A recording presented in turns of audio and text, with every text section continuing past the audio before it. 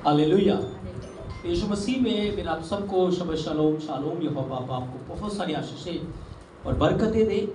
हम वाव के ऊपर सीख रहे हैं और वाव से आज हम उसके न्यूमेरिक वैल्यू और उसके पिक्टोग्राफ के अंदर से सीखेंगे, क्योंकि वाव की जो न्यूमेरिक वैल्यू है वो है 6 और उसकी जो पिक्टोग्राफ है वो है कील। और जो 6 न्यूमेरिक है वो मनुष्य का प्रतीक है, क्योंकि छठे दिन यीशु मसीह ने आदम को बनाया था। तो 6 जो अक्षर है, 6 जो न्यूमेरिक है, वो इंसान को दिखाता है, मनुष्य को दिखाता है। और जो कील है वो दुखों को दिखाता है, क्योंकि यीशु मसीह के हाथों में पांव में कील ठोक दिए गए और कीलों के द्वारा जब लहू बह रहा था उसको बहुत पीड़ा हो रही थी और दुख हो रहा था। तो आज हम दुख भोगी मसीहा के बारे में वाव में से सीखेंगे। एक दुख भोगी मसीहा। हम सीखेंगे कि क्यों धर्मियों के ऊपर दुख आते हैं, क्यों धर्मियों के ऊपर पीड़ाएं आती हैं, क्यों धर्मी लोग सताए जाते हैं। यहोवा खुश नहीं है दुख देकर, लेकिन दुख हमारे जीवन के लिए बहुत जरूरी है। अगर दुख हमारे जीवन के ऊपर नहीं आएगा, पीड़ा हमारे जीवन के ऊपर नहीं आएंगे, कलेश और सताव हमारे जीवन के ऊपर नहीं आएंगे, तो हम परफेक्ट नहीं बन पाएंगे, हम सिद्ध नहीं बन पाएंगे। हालेलुया। अगर पढ़ाई में से परीक्षा को खत्म कर दे तो क्या आप आगे बढ़ पाएंगे? तो परीक्षाएं हमेशा हमें बढ़ाने के लिए आती है। जैसे आप टेस्ट को पास करेंगे, परीक्षा को पास करेंगे, आपका लेवल बढ़ता चला जाएगा, बढ़ता चला जाएगा, बढ़ता चला जाएगा। ऐसे ही उसी जीवन में जैसे जैसे दुख आपके ऊपर आएंगे, परीक्षाएं आपके ऊपर आएंगी, उन परीक्षाओं में जब आप वफादार होंगे एक लेवल क्रॉस कर जाओगे, आप एक सीढ़ी ऊपर की ओर चढ़ जाओगे। क्योंकि वो दुख, वो पीड़ा, वो परीक्षाएं मसीह के पास जाने का, या मैं यूं कहूं स्वर्ग में जाने की एक सीढ़ी है मेरे प्रियो। जैसे जैसे आप ऊपर बढ़ते हैं आप मसीह के करीब पहुंचते जाते हैं। और अगर कोई इन दुखों से ही नफरत करता है, पीड़ाओं से नफरत करता है, परीक्षाओं में नहीं बना रहना चाहता, तो वो क्या करता है? परीक्षाओं में गिर जाता है, पाप में गिर जाता है। और जब वो पाप में गिर जाएगा तो मसीह से क्या हो जाएगा? दूर हो जाएगा, मसीह से दूर हो जाएगा। तो यशाया 53 अध्याय 1 से 3 वचन को मैं चाहता हूं पढ़ेंगे। यशाया 53 अध्याय 1 से 3 वचन। जो समाचार हमें दिया गया उसका किसने विश्वास किया? उसका किसने विश्वास किया? और यहोवा का भुजबल किस पर प्रकट हुआ? क्योंकि वह उसके सामने अंकुर के समान और ऐसी जड़ के समान होगा जो निर्जल भूमि में निर्जल भूमि में फूट निकले। उसकी ना तो कुछ सुंदरता थी। यीशु मसीह की बात हो रही है कि ना उसकी कोई सुंदरता थी कि हम उसको देखते और ना उसका रूप ही हमें ऐसा दिखाई पड़ा कि हम उसको चाहते। वह तुच्छ जाना जाता और मनुष्यों का त्यागा हुआ था। वह दुखी पुरुष था। कौन सा पुरुष था? दुखी पुरुष। लेकिन क्या यीशु मसीह कभी दुखी हुआ? बताओ। यशाया कहता है वह दुखी पुरुष था, रोगों से उसकी जान पहचान थी। लेकिन क्या हम कभी यीशु मसीह को दुखी देखते हैं? क्या उसकी पूरी लाइफ के अंदर हम उसे दुखी देखते हैं? कभी उसे निराश देखते हैं? कभी उसे हारा हुआ या कभी उसे थका हुआ हम देखते हैं क्या? नहीं है। अगर दुख आपके पास है, पीड़ा आपके पास है, परीक्षाएं आपके पास है, समस्याएं आपके पास है, तो याद रखें उसका कंट्रोल भी आपके पास है, हालेलुया, उसके ऊपर अधिकार भी आपके पास है। परीक्षाएं, दुख, तकलीफ कभी भी आपको आकर दबाएंगे नहीं, पर आप यीशु मसीह के द्वारा दुखों को, पीड़ाओं को दबा देंगे, दबा देंगे आप। अब जरा ध्यान से सुनो, यीशु मसीह 100% इंसान है, 100% और 100% ही परमेश्वर है, यहोवा है। हमारा जो शरीर है वो इंसान के रूप में है। शरीर क्या है? इंसान है। लेकिन जो अंदर आत्मा है, पवित्र आत्मा है, वो कौन है? वो यहोवा है। ये लिखा है, यहोवा क्या है? आत्मा। तो वो पवित्र आत्मा हमारे अंदर है। हालेलुया। हमारा शरीर थक जाता है, शरीर निर्बल हो जाता है, लेकिन क्या आत्मा निर्बल होती है? क्या आत्मा थकता है?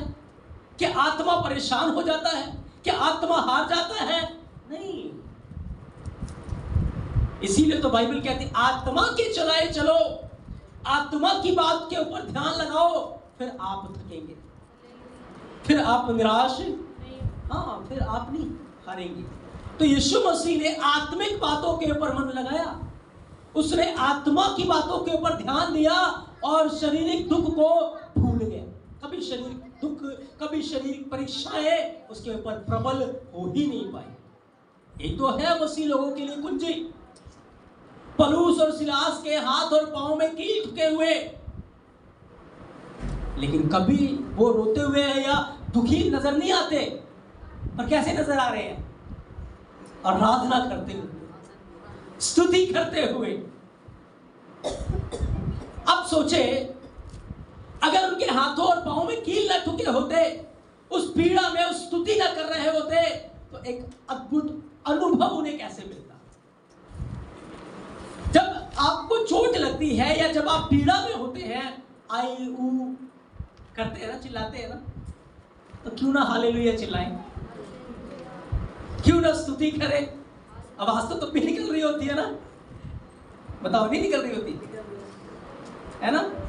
चिल्ला रहे होते हैं, तो उस चिल्लाहट में क्यों ना हालेलुया बोले, उस चिल्लाहट में क्यों ना बोले स्तुति हो यीशु मसीह आपकी, क्यों ना आराधना करें? माहौल क्या हो जाएगा? बदल जाएगा। दीवारें क्या हो जाएंगी? हिल जाएंगी, ढह जाएंगी।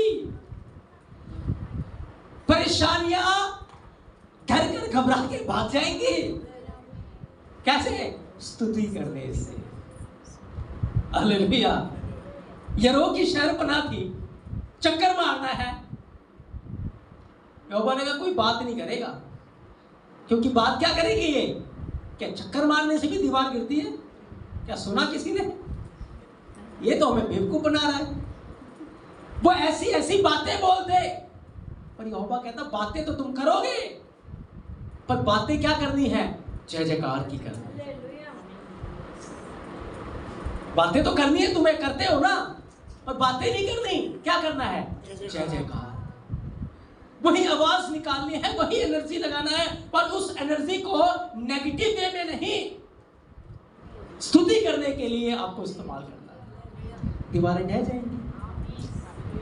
हालेलुया। तो यीशु मसीह के ऊपर आत्मा प्रबल था। अब देखो, जब यीशु मसीह शरीर में था, वो शरीर में परमेश्वर भी है, यहोवा भी है और मनुष्य भी है। जब उसने पाप क्षमा किए, जब उसने पाप क्षमा किया, तो क्या इंसान पाप क्षमा कर सकता है? कर सकता है। जब उसने पाप क्षमा किया, उसने दिखाया मैं यहोवा, उसने दिखा दिया मैं यहोवा। क्योंकि इंसान पाप क्षमा कर ही नहीं सकता था, तभी तो यहूदी लोगों ने ठोकर खाई कि ये कैसे पाप क्षमा कर सकता है। तो उसने यहोवा के स्वरूप को, यहोवा के जलाल को उसमें इस्तेमाल किया। तो मेरे और आपके अंदर जो आत्मा है, पवित्र आत्मा है, वो पाप के ऊपर फतेहमंद है, वो जयवंत है। तो यीशु मसीह बेशक से दुखी पुरुष था, लेकिन दुख उसके ऊपर कभी भी प्रबल, हमारे ऊपर दुख प्रबल नहीं। बेशक से दुख होंगे, बेशक से पीड़ाएं होंगी, पर वो कभी भी प्रबल नहीं पाएंगे। अब दुखों को देने का कारण क्या है, रीजन क्या है, क्यों दुख जरूरी है हमारे लिए? जब आप हिब्रू में पढ़ेंगे ना दुखों को, दुख के बारे में तो लिखा अना, बोले आइन नून हे, आइन नून हे, आइन नून हे, दुख अना। और इसी को अगर नम्रता को हिब्रू में पढ़ेंगे तो उसके लिए भी अना ही आया हुआ है। यानी कि दुख जो है हमें क्या बना देते हैं, क्या बना देते हैं, नम्र बनाते हैं। मैंने आपको बताया ना, एक अमीर बाप के बेटे को देखो, क्या वो नम्र है? क्या है वो? क्यों? क्योंकि वो घमंडी हो जाता है, उसने दुख को नहीं देखा। लेकिन जिसने दुख को देखा वो दूसरे के दुख को समझ सकता है। जिसने पीड़ा को सहा वो दूसरे की पीड़ा को समझ सकता है। यीशु मसीह ने स्वर्ग में कभी दुख नहीं देखा, कभी पीड़ा को नहीं जाना, लेकिन वो धरती के ऊपर आया। क्यों? क्योंकि वो हमारी पीड़ा को समझ सके, हमारे आंसुओं को समझ सके, हमारे दर्द को समझ सके, हमारी मौत को समझ सके। तभी तो उसने हमें उस पीड़ा से आजाद किया। अगर वो ना आता तो हम पीड़ा में ही मर जाते। अब हम दुखों में जाते हैं, हम पीड़ाओं में जाते हैं ताकि हम नम्र बने। जब कोई हमारे पास आए हम उसे तुच्छ न जाने, क्योंकि अब हमारे पास अनुभव है। हमें अपने दिन याद आएंगे, एक समय मैं भी ऐसी पीड़ा में था, मैं भी ऐसी परीक्षा में था, मैं भी ऐसी परेशानी में था।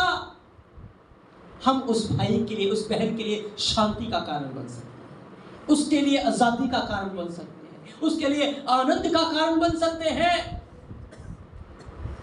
क्योंकि वो अनुभव हमारे पास।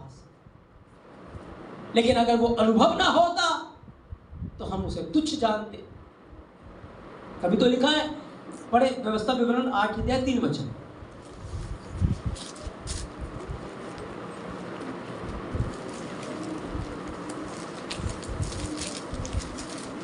उसने तुझसे नम्र, तुझको नम्र बनाया। हाँ, तुझको नम्र बनाया और भूखा भी होने, हाँ, भूखा भी होने दिया। फिर वह मन्ना जिसे तू ना तो तू और ना तेरे पुरखा जानते थे, वही तुझको खिलाया, इसलिए कि वह तुझको सिखाए कि मनुष्य केवल रोटी से नहीं, परंतु वचन के द्वारा जीवित रहेगा। यानी कि जंगल के अंदर लेके जाने का जो मकसद था, प्यासा रखने का मकसद था, भूखा रखने का मकसद था, क्या था? दीन बनाना। क्या था? जब हम उपवास करते हैं तो उपवास करने का मेन कारण क्या होता है? हम अपने आप को दीन करें। उपवास करने का जो मेन उसका पर्पस है, उद्देश्य है, वो है अपने आप को दीन करना। तो ये दुख है, ये पीड़ाएं हैं, हमें दीन बनाने के लिए आती है, हमें नम्र बनाने के लिए आती है, हमें ऊपर उठाने के लिए आती है। Hallelujah, hallelujah. बेशक से आपके ऊपर दुखों का पहाड़ क्यों ना हो, लेकिन याद रखें कभी वो आपके सिर के ऊपर नहीं होगा, पांव के नीचे, क्योंकि आत्मा प्रबल है। कभी भी दुख, कभी भी पीड़ा आपको गिरा नहीं पाएंगे। देखो, यूसुफ को जब पकड़ा गया, भाइयों ने जब उसे क्या किया और उसको बेच दिया, कितने दुख की घड़ी थी यूसुफ के लिए। उसके आंसू नहीं रुक रहे थे, उसकी पीड़ा नहीं रुक रही थी।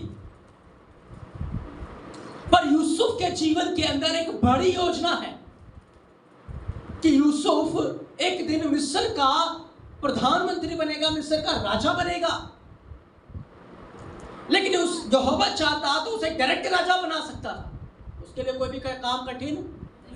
लेकिन क्यों वो रास्ता चुना जिसमें यूसुफ को दुख सहने हैं, पीड़ा सहनी है, तकलीफ सहना है?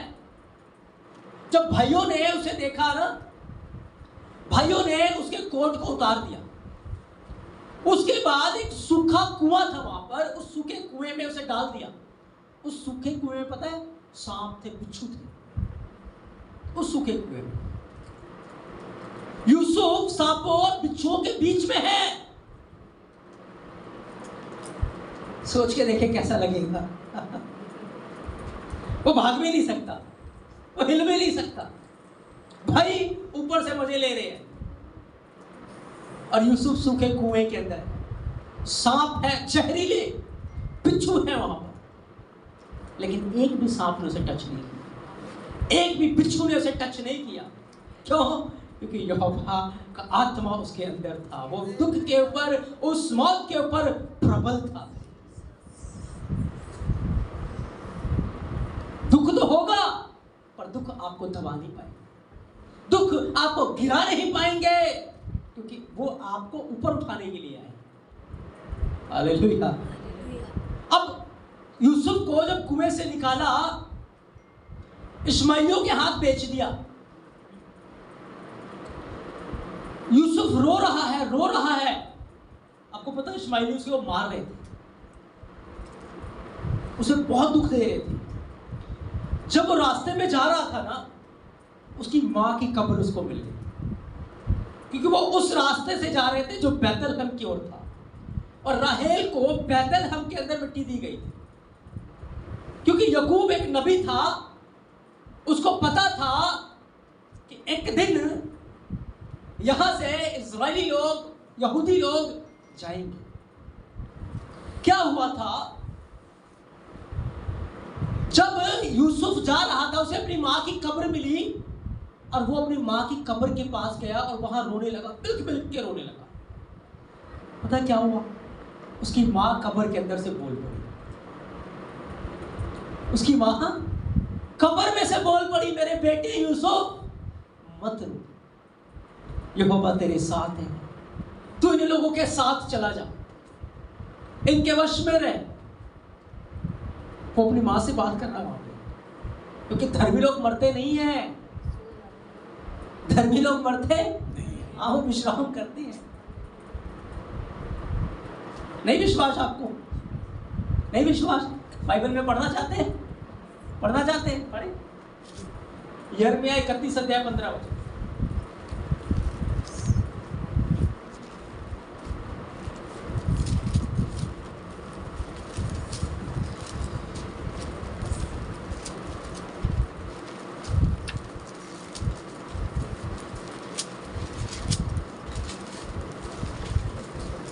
यहोवा यह भी कहता है, हाँ यहोवा यह भी कहता है, सुन रामा नगर में, हाँ सुन रामा नगर में विलाप और बिलक बिलक कर, हाँ विलाप और बिलक बिलक कर, रोने का शब्द सुनने में हाँ आता रोने है। का शब्द सुनाई दे रहा है।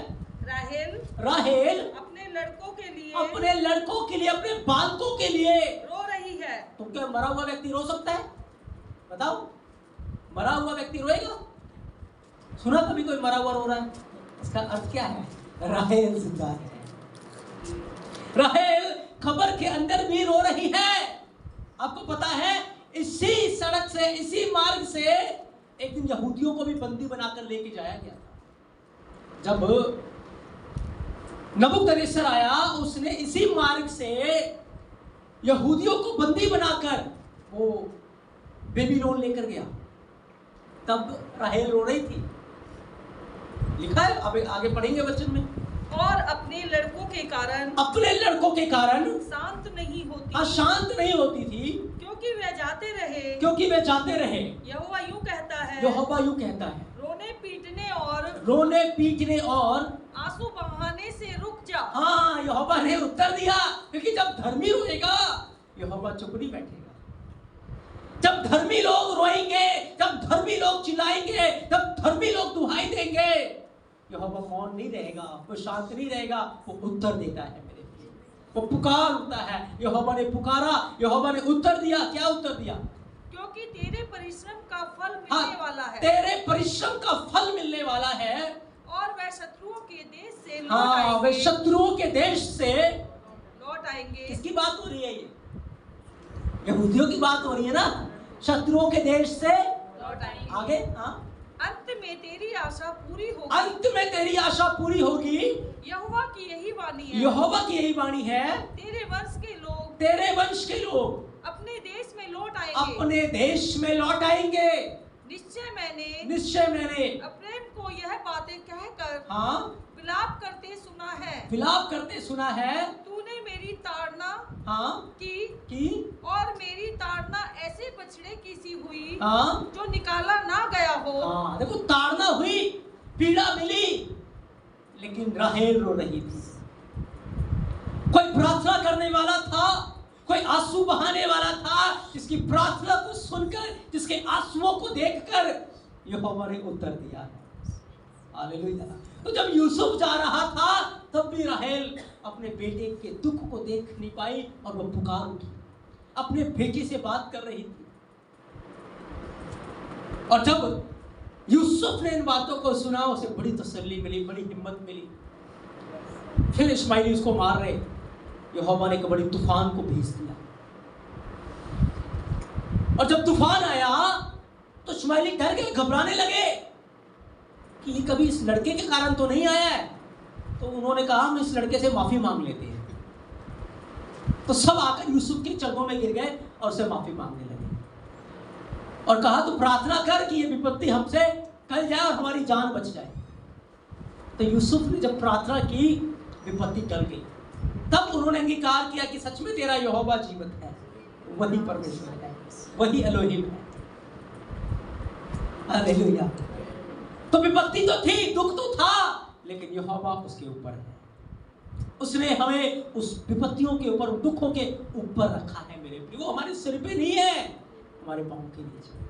वो हमारे पांव की सीढ़ी है, हमें ऊपर उठाने के लिए। हालेलुया। यूसुफ फिर उनके साथ मिस्र में गया।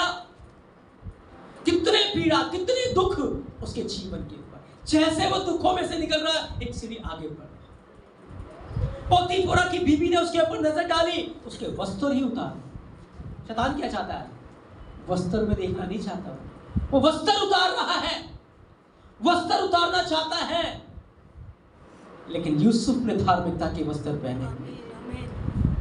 वो लाख वस्त्र उतारने की कोशिश क्यों ना करे, आप धार्मिकता के वस्त्रों में बने, कुछ नहीं कर पाए। वो स्टेप बाय स्टेप अपनी सीढ़ी बढ़ रहा है। जेल में चला गया, वहां भी वो बहुत सारी चीजों को सह रहा है, लेकिन हर जगह यहोवा ने उसे प्रधानता दी, पर उठा के रखा। और एक समय आया जब वो राजा बन गया। और जब वो राजा बन गया, अब वो किसी को तुच्छ नहीं जानता, अब वो अपने भाइयों से नफरत नहीं करता, अब वो सबका दुख समझता है, सबकी पीड़ा को समझता है। उसे पता है भूख क्या है। उसने पूरे मिस्र को खाना दिया, पूरे संसार को खाना दिया। इसी रीति से यीशु मसीह स्वर्गीय जलाल को, स्वर्गीय महिमा को छोड़कर धरती के ऊपर आ गया, हमारे समान वो बन गया। उसने दुख सहा, पीड़ा सही, गाली सही, सारी निंदा को सहा, और उसके बाद वो रोटी बना, इसके द्वारा संसार ने खाकर जीवन प्राप्त किया। इसी रीति से आज हमारा जीवन है। जब हम उन दुखों में से, उस पीड़ों में से जाएंगे, निकल के आएंगे, हम पूरे संसार के लिए आशीष का कारण बनेंगे।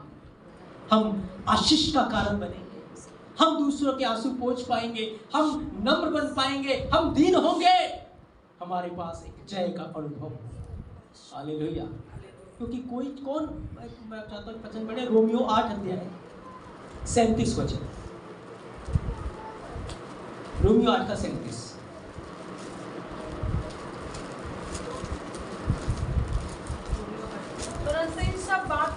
परंतु इन सब बातों में हम उसके द्वारा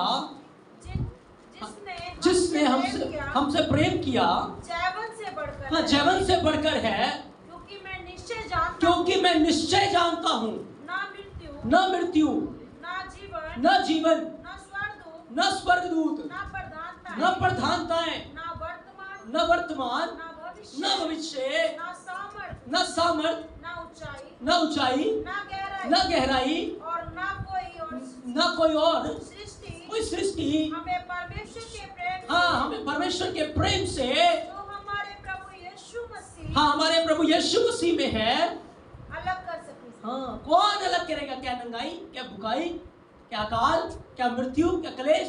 कोई नहीं। एक ही चीज है जो आपको उसके प्रेम से अलग कर सकता है, वो है पाप। मेरे प्रिय, वो आप खुद हैं।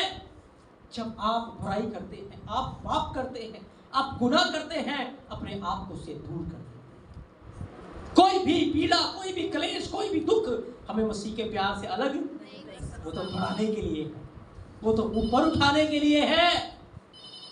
क्योंकि जितने मेरे जीवन के ऊपर दुख आए, जितने क्लेश आए, उतना मैं बढ़ता चला गया। लेकिन बस उस थोड़े समय में, जिस समय वो क्लेश होता है, उस समय हमारे मन में शोक होता है, उस समय बस हमें खड़े रहना है, उस समय बस हमें दृढ़ बने रहना है मसीह के नाम पर। देखना वो चीजें आपको आशीष देकर जाएंगी, आपको बढ़ा कर जाएंगी। बस पाप ना करो, बुराई ना करो।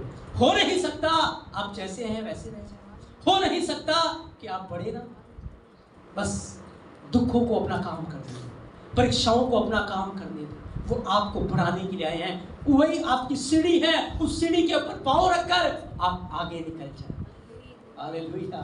क्योंकि सच में इन सब बातों में हम उसके द्वारा जिसने हमसे प्रेम किया है, जयवंत से भी बढ़कर हम मेमने के लहू के द्वारा धोकर शुद्ध किए गए, और उसके लहू के द्वारा जो शुद्ध हुए हैं वो स्वर्ग में उसकी महिमा करेंगे, उसकी स्तुति करेंगे मेरे प्रिय। इसलिए आज हमने सीखा दुख भोगी मसीहा के बारे में कि दुख हमारे जीवन के लिए बहुत जरूरी है, ताकि हम नम्र बने, ताकि हम दीन बने, हम दूसरे की पीड़ा को, दूसरे की परेशानी को समझ सके। और यीशु मसीह ने भी ये मार्ग चुना। इन्हीं चीजों में हमारी परख होती है, हमारी पहचान होती है कि हम किसकी तरफ हैं। हम यीशु मसीह की तरफ है या शैतान की तरफ? हमारी परख होती है। ये हमारे लिए एक सीढ़ी के समान है, इस पे कदम रखकर हम मसीह की ओर बढ़ रहे हैं मेरे प्रियो, हम उसके पास जा रहे हैं। इसलिए जब दुख आए, क्लेश आए, पीड़ा आए, उई आई ना करें, हालेलुया करें, या की स्तुति करें, धन्यवाद करें। ओ पौलुस और सिलास की तरह रात रात भजन कीर्तन करें। दीवारें गिर जाएंगी, शहर पनाहे गिर जाएंगी, आपके लिए बड़ा काम हो जाएगा। Hallelujah, hallelujah. पिता, पुत्र, पवित्र आत्मा के लिए ताली बजाएं।